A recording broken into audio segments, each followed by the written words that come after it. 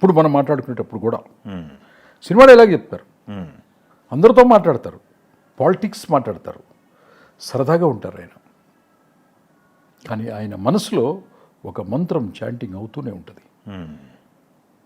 నేను చెప్పిన కథకి ఆ మంత్రానికి కనెక్ట్ అయిందనమాట. ఓకే. సో దానికోసమని లక్ష్మీ నరసింహస్వామి ఆయన ఆరాధ్య దైవం ఆయనకి. అది నాకు తెలీదు. నేను లక్ష్మీ నరసింహస్వామి కథ చేశాను ఫస్ట్ టైం తెలుగు చలనచిత్ర పరిశ్రమలో ఫస్ట్ టైం. ఆ తర్వాత చాలామంది లక్ష్మీ నరసింహస్వామి శ్లోకాలు, పాటలు, విగ్రహాలు, ఊరేగింపులు అవన్నీ they're all followers. They're all followers అంటారు. Followers, yes yes. Undoubtedly followers. Ramayanam ఎట్లయితే ఫాలో అవుతారో అలా.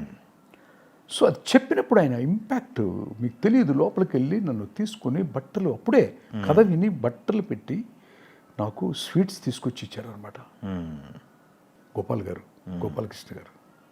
ఎప్పుడైతే ఆయన ఆయుధాలన్నీ పెట్టుకొని లక్ష్మీ నరసింహస్వామి ముందు పూజలో ఉన్నాడు అని చెప్పారో నాకు అప్పటి నుంచి ఇక నాకు మిగతా కథ వినలేదు అన్నారు. సో ఒక పెద్ద బ్లాక్ బాస్టర్ వెనకాల ఒక దైవం ఆవరించి ఉంటుంది.